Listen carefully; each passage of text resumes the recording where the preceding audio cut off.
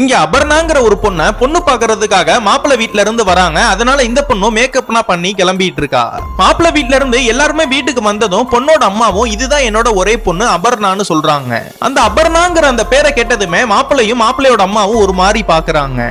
அந்த பொண்ணு கிட்ட நீ என்னமா படிச்சிருக்க, உனக்கு என்ன வயசு ஆகுதுன்னு எந்த கேள்வி கேட்டாலும் நம்ம அபர்ணாவோட அம்மா தான் பதில் சொல்றாங்க. நீங்க கொஞ்சம் பேசாம அந்த பொண்ணையே பதில் சொல்ல விடுங்கன்னு அவங்களும் சொல்றாங்க. எனக்கு பொண்ணு ரொம்ப பிடிச்சிருக்கு, பொண்ணு பாக்குறதுக்கு ரொம்ப அழகா இருக்கா சொல்றாங்க.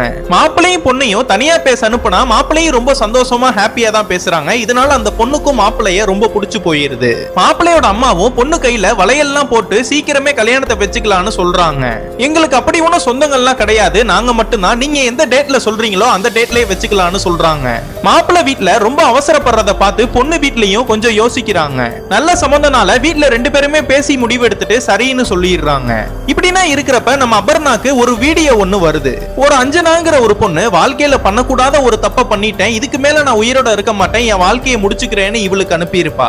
இதெல்லாம் பாக்குற நம்ம அபர்ணாவும் பயங்கரமா பயந்து போய் ரோட்ல நடக்கிறப்ப அதே நினைச்சுக்கிட்டே நடக்கிறா. இவ வீட்டுக்கு நடந்து போறப்ப இவளுக்கு பயங்கரமா மூச்சு வாங்குது. இவ கையில இருக்கிற வீசிங் சேஃப்டி பேக் எடுத்து இவ அதை கண்ட்ரோல் பண்ணிடுறா. அடுத்த நாள் நம்ம அபர்ணாவும் கட்டிக்க போற மாப்பிளைய ரெண்டு பேருமே ஒரு இடத்துல தனியா மீட் பண்றாங்க. நம்ம அபர்ணாவை பார்க்க சும்மா வரக்கூடாதுன்னு செயின்லாம் வாங்கிட்டு வந்து தரான். அதுக்கப்புறம் கொஞ்ச நாள்லயே ரெண்டு பேரு வீட்டு சம்மதத்தோட ரெண்டு பேருக்குமே நல்லபடியா கல்யாணமும் ஆயிடுது.